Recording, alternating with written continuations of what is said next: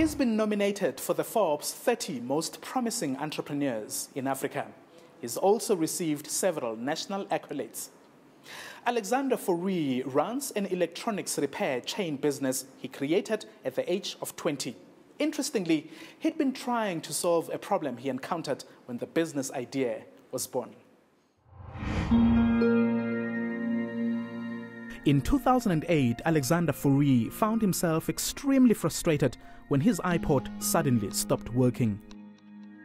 He had stored valuable music on it. I took it to the iStore and they told me to throw it away, and it was like, this wasn't the type of music I could get again, I didn't want to throw it away. When professionals were unable to repair his iPod, he went online and searched for solutions. With no technical skill, he decided to order some parts and fiddle with a complex device. A week later, Alexander tried to switch it on.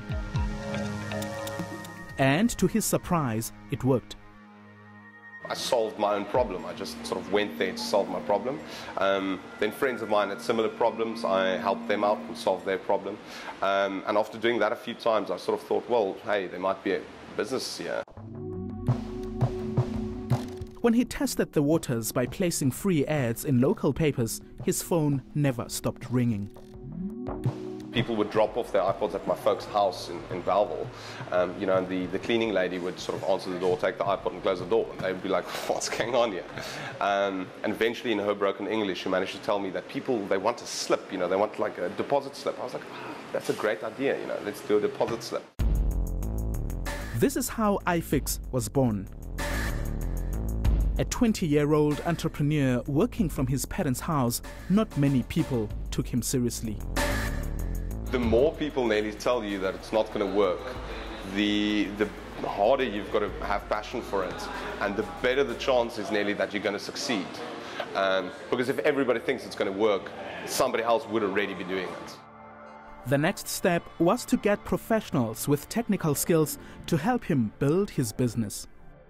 Initially, when you start a business, you try and save costs as far as possible. And how do you do that? You try and compromise on, getting somebody in that's cheaper or whatever. From the get-go, get the best people around you. Getting the best people while maintaining a healthy cash flow meant Alexander needed to manage his money carefully. This approach worked.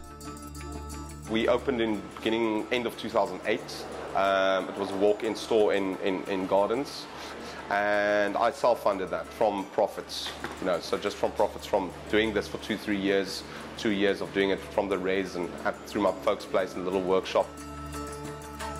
And of course, the pursuit of excellence usually attracts investors.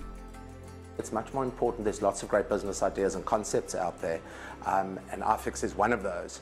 But that wasn't the sole purpose and reason that attracted me. It was more Alex in terms of the personality and the entrepreneur that he is, and I identified a lot of similarities in that. For me, it's probably a lot more important the person behind the business than, in fact, the actual business concept itself, although that does play an important role. Over the years, Alexander learned to deal effectively with problems and handle disappointments. As a result, his backyard electronic repairs shop is going places. iFix now has 8 stores across South Africa, employing 80 people. They service the Apple range, Samsung devices, and offer their own warranty. Having satellite operations, firstly, your main challenge is getting everybody to manifest your beliefs and the way you do things. But secondly, when it comes to sort of control, checks and balances, you've got to put very good people in place, people that you can trust and empower them to do what they do. The 27-year-old has been nominated for the Forbes Top 30 Young Aspiring Entrepreneurs in Africa. A lot of the people who are actually in these lists are the ones that people look for, the ones that people have to be inspired by. Well, I think you have to have a lot of courage. I think you have to have the courage to risk your capital. I think you have to go through. If you read about most entrepreneur stories in Forbes Africa, if you read them, they're great stories. People have been rejected, people have been ridiculed, people have been thwarted, pushed around, they've lost money, they've gone through terrible disasters, and yet they've still made it.